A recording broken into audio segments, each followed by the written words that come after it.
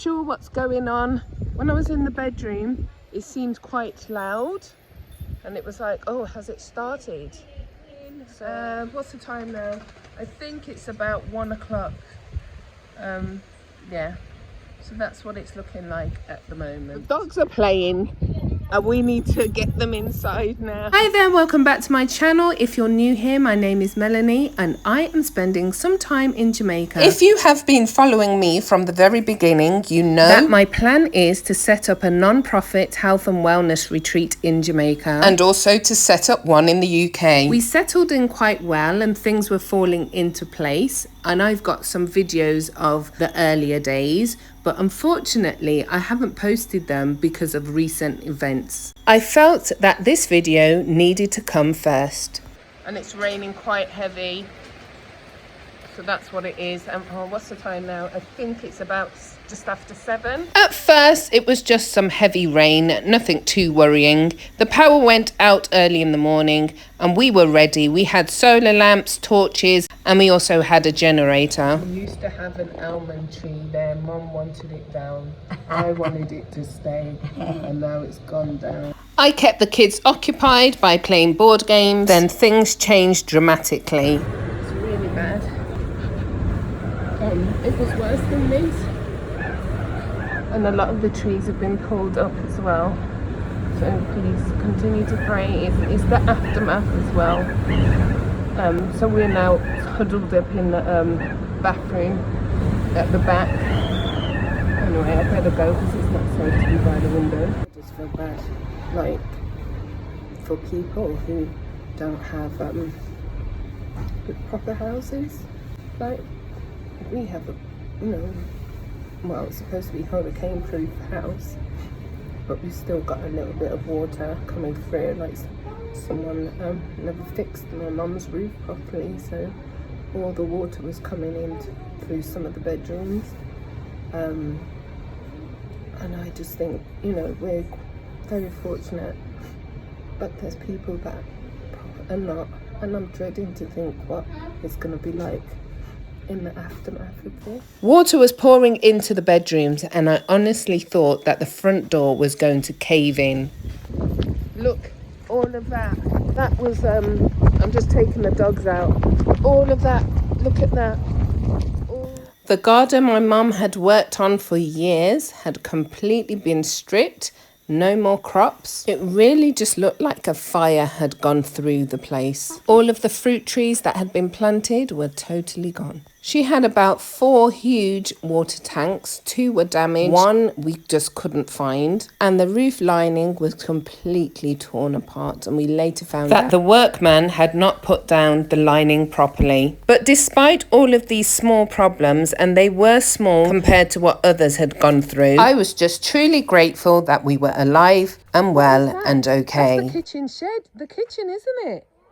That's like part of the roofing. These are the barrels. That one's still standing. Palm tree. Palm tree. This used to be the chicken coop. So we're going to rebuild. So yeah, so that's what we're seeing at the moment. And we've got a little kitten as well that was in some rubble, the poor thing. One of our biggest challenges is to find hard-working men who are honest and will get the job done. So we need people who will help to clear the land. Hopefully we will find them. The next morning, when it was safe to do so, we decided to take a walk in the community and check on others. The roads were blocked with fallen trees, zinc sheets and debris from rooftops, and also wooden houses were flattened. Further down, a family had built a makeshift shelter using what they could find. Tarps, bits of zinc, anything to keep their children dry. A small shop was also damaged. The thing is, people were not just dealing with damage, but many had nothing left. No clothes, no furniture, no food, and some had lost their passports, ID, or important documents. Other businesses like the food shop was also damaged. You could see families trying to cook over small fires using what little food they had left, and others simply had nothing to cook at all.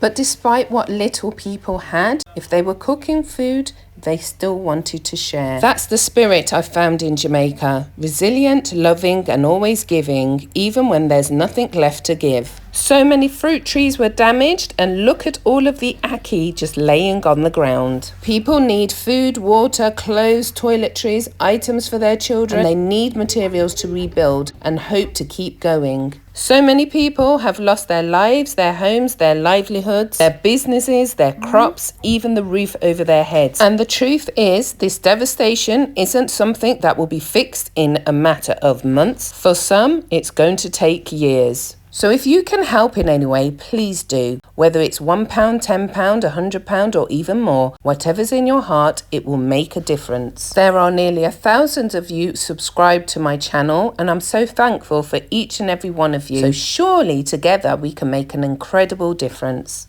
and help the people of Jamaica. I know many of you have been supporting me and listening to my plans for the health and wellness retreat. But right now, this is more important. I want to shift the focus towards helping the people who are really struggling in the aftermath of this disaster.